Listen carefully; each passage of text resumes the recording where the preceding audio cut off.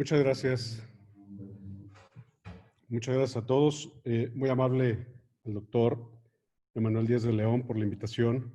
Y es un honor para mí poder compartir un poquito del trabajo que estamos realizando con todas estas personalidades y ver todo lo que ellos están atendiendo. Muchas gracias.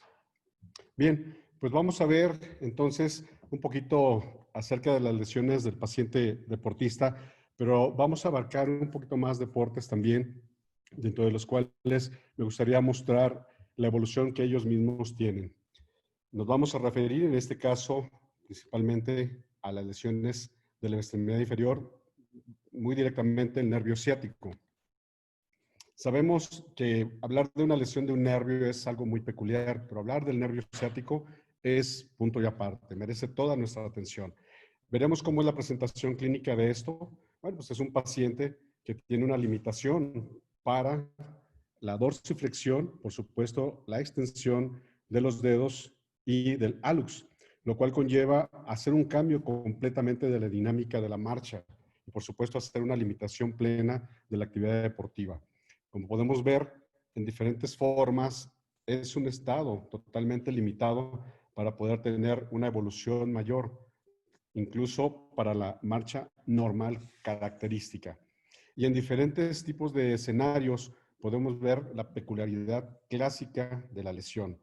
Entonces, entender que no solamente es en accidentes, no solamente es una lesión postquirúrgica, ¿sí? Generalmente que puede acompañar de lesiones de pelvis, de acetábulo, ¿sí? O cuando se tiene que estabilizar alguna de las fracturas a ese nivel también, con la presencia de incluso algunos implantes metálicos, ¿sí? Que puedan estar generando ese daño, o también el uso de algunas deformidades en las caderas, daños que acompañan a a las artroplastías mismas como tal, o en aquellas donde incluso la forma de abordaje, la posición del paciente durante varios minutos de la cirugía, del procedimiento, la intensidad de los separadores, colocación de tornillos, como ya habíamos hablado, genera este tipo de compresión o tracción dentro de lo mismo. Entonces, para poder abordar un poco más las lesiones, tendríamos que referirnos anatómicamente, ¿sí? Cómo está el nervio, de dónde viene en este caso L4, L5, S1, 2 a 3, y recordar que el nervio ciático en su emergencia a través de la escotadura ciática no es tubular, es una cintilla misma y que abarca un gran tamaño como tal y que se va a dividir en diferentes partes para generar esa inervación a los diferentes músculos, los cuales tenemos que conocer ampliamente, asimismo la sensibilidad. Entender por qué hay unas zonas como el ciático poplito externo tiene más riesgo de lesión y más desde su emergencia en actividades como corredores, ¿sí? De élite y también, por supuesto, los de fin de semana, pero también en los futbolistas, ¿sí?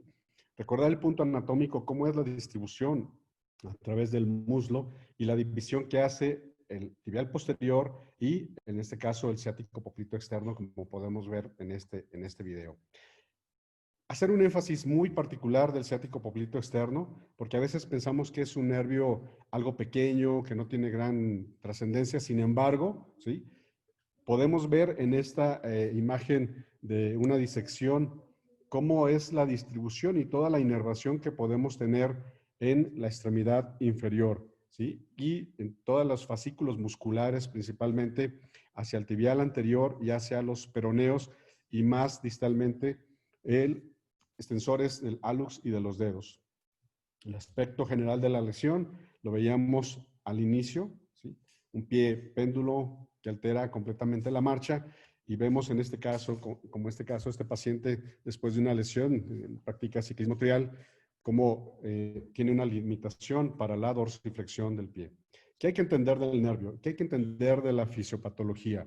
Hay que saber que primero el nervio sufre un proceso de isquemia, una éstasis venosa, hay aumento en la permeabilidad vascular, esto conlleva a éxtasis, ¿sí? Diferentes, y en ese momento empieza a haber una liberación totalmente del sistema inmunológico, macrófagos, interleuquinas, hay daño a nivel de las células de Schwann, la presencia de la integrina que nos hace saber un proceso de lesión y en este momento estamos hablando que inicia un edema extraneural, la fibrosis y por supuesto el paciente lo referirá como dolor. Después viene el estado de edema intraneural, la fibrosis e iniciará un tejido cicatrizal como lo veremos más adelante en algunas imágenes. Esto nos llevará a una degeneración de la vaina de mielina y la consecuente interrupción de la conducción nerviosa. Entonces podemos ver que todo lo que está aquí en verde se va a ver alterado por esto que hemos estado hablando, la presencia de estas sustancias como la integrina B4, que son marcadores que claramente nos identifican a qué nivel están estas lesiones. Cuando tenemos una lesión, entonces nuestro objetivo fundamental será retornar a la actividad física a ese deportista lo más cercano posible a lo que él tenía. Sabemos que es difícil que vuelva a tener una élite, pero trataremos de hacerlo lo más cercano. Exploramos al paciente, detectamos y hacemos marcajes desde el dolor, dónde está, qué puntos, dónde hay anestesia, dónde hay parestesia, las atrofias, las limitaciones que se van teniendo y dejar a un lado que este tipo de lesiones puedan también acompañarse de fracturas mayores. Hay que recordar un punto muy importante. El paciente, sea cual sea su actividad física, tiene dolor. Y es esa experiencia desagradable que tenemos que saber entender y ese proceso de transmisión de nuestro dolor hacia dónde se va a llevar y cuáles son los puntos de todas las sustancias que se liberan y entender que a veces creemos que el dolor puede ser solamente fundamentalmente nociceptivo o neuropático porque solamente es una lesión nerviosa o nociceptivo porque puede llegar a ser una lesión muscular o una lesión ligamentaria.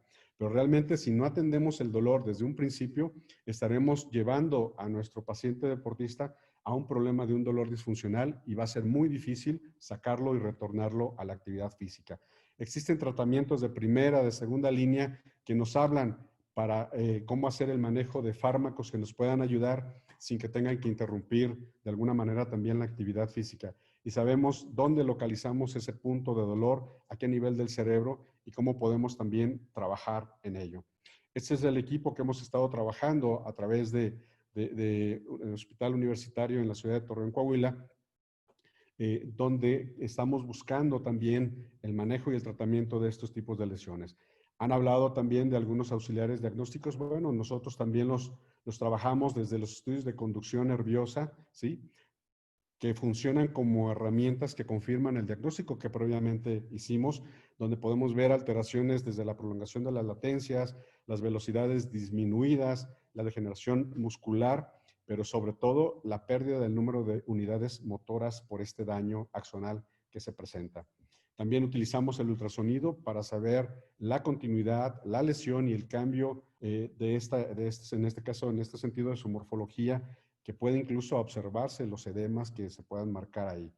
Más avanzado, podemos tener imágenes tan bonitas como las de la resonancia magnética como esta, que nos indican lesiones como tal, o que podemos también observar el seguimiento de ese nervio y cómo transcurre. Ahora, una variante de la misma, las neurografías, que nos pueden permitir ver la ubicación del nervio y si éste llega a tener alguna lesión y en qué parte se encuentra. Una vez teniendo la exploración física y un diagnóstico claro, podemos entender qué podemos ofrecerle a este paciente. Lógicamente, nosotros trabajamos a través de instrumental microquirúrgico, aumento visual, con ya sean lupas de aumento visual o en este caso microscopios con instrumental especializado para poder ofrecer al paciente diferentes gamas de tratamiento como los injertos, neurografias terminales, transferencias nerviosas o incluso un mix con transferencias tendinosas que nos puedan hacer que el paciente pueda evolucionar lo más rápido posible a una mejoría por el factor del tiempo y tratar de también ayudarle en el aspecto emocional que un paciente de élite pueda llegar a tener. El factor tiempo para nosotros es importante, por lo tanto debemos de tener un plan quirúrgico y saber trabajar con el tiempo, puesto que sabemos que la regeneración nerviosa puede ocurrir de 1 a 2 milímetros por día cuando existe una sección completa. Y entender, como en este caso, las microfotografías que nos indican cómo va evolucionando ese crecimiento nervioso a través del tiempo y la conexión que tiene con el otro extremo como tal. Y aquí podemos ver nuevamente algunas imágenes cómo a través de estos filodipios buscan conectar con la otra parte para regenerar ese músculo. Tenemos una medición que sabemos desde la zona de lesión hasta el músculo a reinervar cuánto tiempo nos puede llevar en mejorar.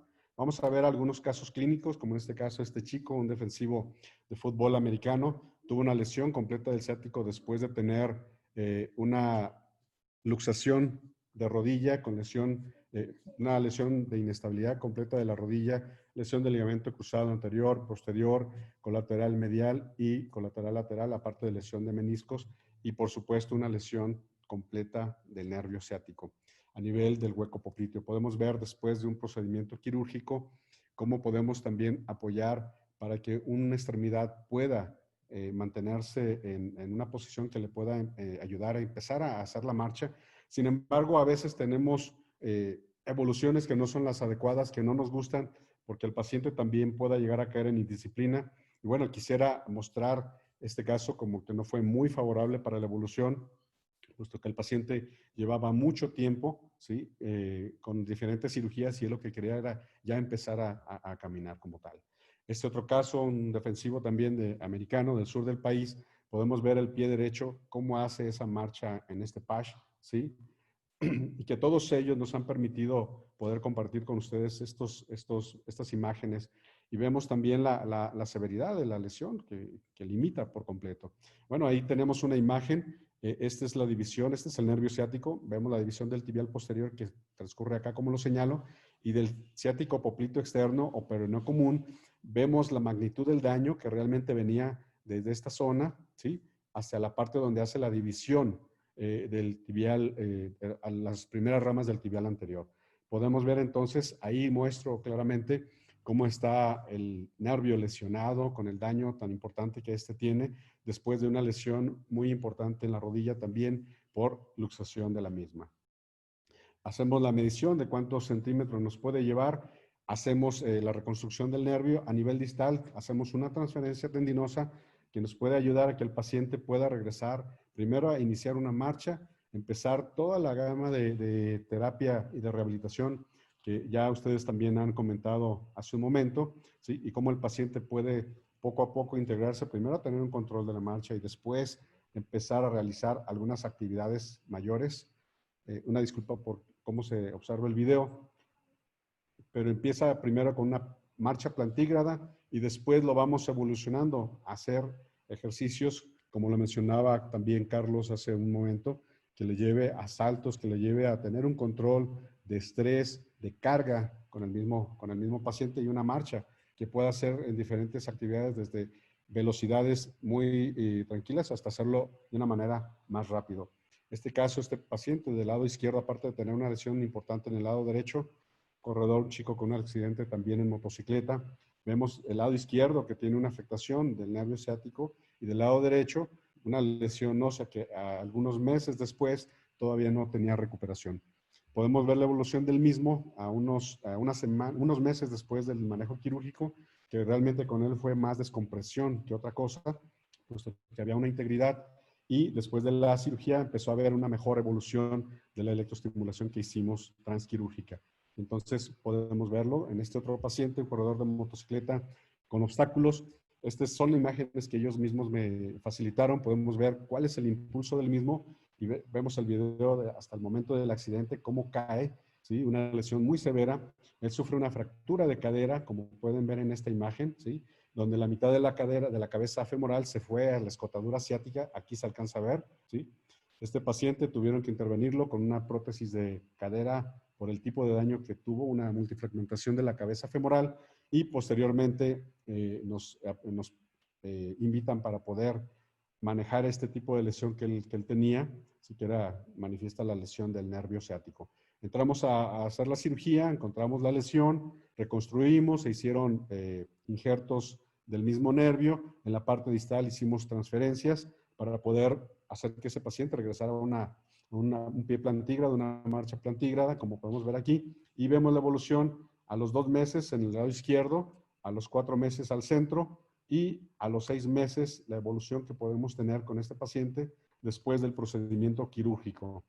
Y él mismo, a los 10 meses, después de la misma cirugía, podemos ver que se puede reintegrar a una actividad, puesto que ya hay una marcha con mayor control, más de un año de rehabilitación y esta imagen es después de un año del manejo quirúrgico que he explicado anteriormente. Otro compañero médico, también jugador de fútbol, después de una luxación de rodilla con lesión de lo que hemos hablado, cruzado anterior, cruzado posterior, y por supuesto colaterales y meniscos. Y podemos ver aquí también nosotros cómo se observa la alteración de la misma marcha. ¿Qué teníamos, qué encontramos con este paciente?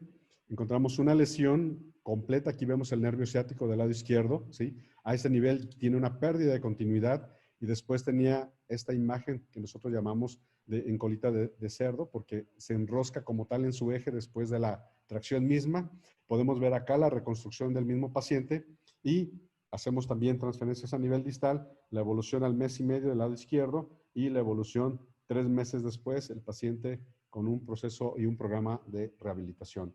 Este otro caso, un torero, vean la imagen exactamente cuando el toro lo embiste, vean ahí, y al momento que el torero se levanta, vean en la extremidad inferior izquierda, cómo ya le cuesta trabajo para hacer la dorsiflexión. Vean cómo incluso hace un surco a nivel en la tierra, se puede observar, y él sigue toreando, pero lógicamente le limita y está sangrando del lado izquierdo, ¿sí? Ahí podemos ver cómo no puede mantener el equilibrio como tal después de esta cornada que recibió. Esta es la imagen en la parte superior izquierda. Ahí entró el pitón, ¿sí?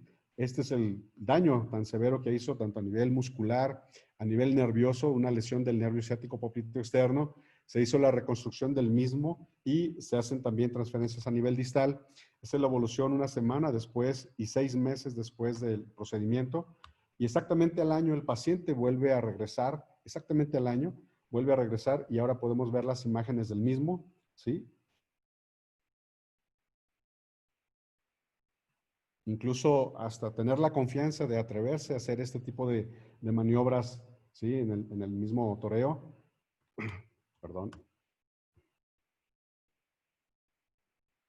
Al año que él cumple su cirugía, nos hace favor de invitarnos al evento.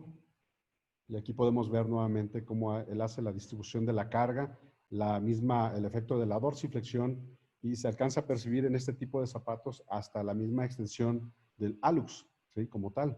Y aquí podemos percibir claramente la marcha, como es una marcha, pues, casi muy cercana a lo normal, ¿sí? Esta es la evolución del mismo paciente a los 2 años. Podemos ver también, nos hacen favor de invitarnos. Recibe otro golpe, pero afortunadamente no pasó a mayores y el paciente, bueno, se vuelve a reintegrar a su profesión como tal. Este caso, bueno, un chico que se dedica al físico-culturismo sufre un accidente de motocicleta con una luxación expuesta de tobillo, lesión tendinosa, lesión también nerviosa, lesión vascular, una lesión severa por completo. Hacemos el manejo en 2 tiempos. El primer tiempo en tratar de mantener la extremidad, ¿sí? Reconstrucción lo más vascular posible todo. Esta es la imagen después de un mes, cómo el paciente inicia actividad. Primero teníamos que esperar a que hubiera la cicatrización de todos los ligamentos, porque hicimos una reconstrucción también ligamentaria. Este es el paciente un año después de la cirugía, como lo podemos ver. El paciente reingresa al entrenamiento después de un programa de terapia, ¿sí? Y le da oportunidad para que él vuelva a participar en competiciones de manera importante ya a nivel mayor. Y él nos explica aquí cómo él percibe la lesión, la cicatriz, y podemos observar que afortunadamente no tiene ninguna limitación para el movimiento de los pies. Y bueno, eso le permitió volver a entrar a competencia. Hablando en otro caso, no tanto de lesiones por sección, sino ahora hablaremos un poquito de la neuropatía compresiva también del nervio ciático popliteo externo, pero no común, que también es muy común en jugadores de élite, principalmente en el fútbol o en corredores medio maratón y fondistas también.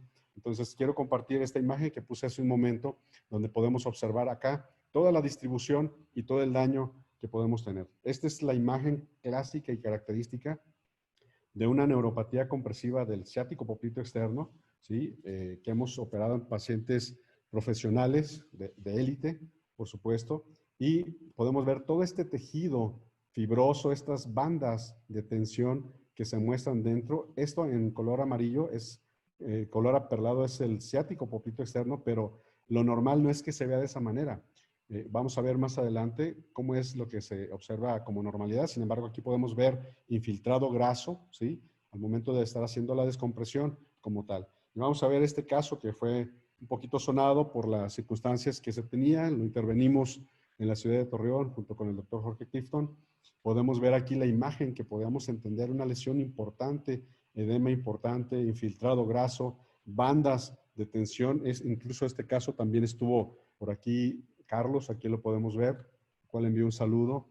Y podemos ver la evolución que tiene después de, como decíamos nosotros, de estas bandas fibrosas, esta limitación que le generaba a este jugador, ¿sí? Después de no poder tolerar más de 10 minutos jugando, podemos observar el transcurso del nervio en un edema importante, mismas bandas de las cuales había yo comentado.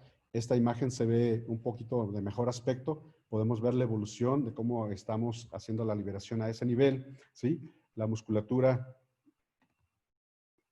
mejor la evolución y las características del mismo nervio aquí en la parte inferior derecha, ¿sí? Una vez hecha la liberación del mismo nervio, se hace la electroestimulación. Él nos comenta cómo es la evolución que él tiene y bueno, este tipo de procedimientos le permite que él pueda volver a reintegrarse a una actividad física, tanto a nivel de selección como a nivel de su club, ¿sí? Que está en España. Y bueno, otro caso para casi concluir, un competidor de Ironman. Quiero que observen, por favor, este competidor de esta disciplina llamada Ironman, una lesión que se le diagnosticó hace 5 años, ¿sí? Del lado derecho, ¿sí? Y que hace 3 meses a 4 meses inició con la misma sintomatología, pero ahora del lado izquierdo. Podemos observar cómo incluso aquí ya se observa una atrofia en el tibial anterior y algunos de los peroneos en relación y a diferencia del lado izquierdo, ¿sí? Entonces, este paciente recientemente lo acabamos de llevar a cirugía. Podemos observar cómo este nervio en estas condiciones tenía una característica, pero más distal y casi en la entrada hacia la zona del túnel del tibial anterior, todas estas bandas que le permitían una compresión pues importante, exquisita, y una vez que nosotros hicimos la liberación, cada una de estas ramas fue liberada, ¿sí? Aquí podemos ver en ese tabique intermuscular cómo podemos hacer la liberación del mismo. Y después de hacer la cirugía, siempre hacemos una electroestimulación para ver la respuesta que este mismo nervio va teniendo, ¿sí? Este caso era una lesión bilateral, como les comentaba. Nosotros no esperábamos ver esta lesión tan importante en el lado izquierdo, como podemos ver aquí, incluso con cambios de coloración en el trayecto del mismo nervio al momento de entrar a la zona del tabique muscular del tibial anterior y ya una vez hecha la liberación. Y aquí en la parte inferior derecha pueden ver el video cómo hacemos la electroestimulación, aumentamos incluso un poquito el voltaje y podemos ver una respuesta muy buena después del manejo.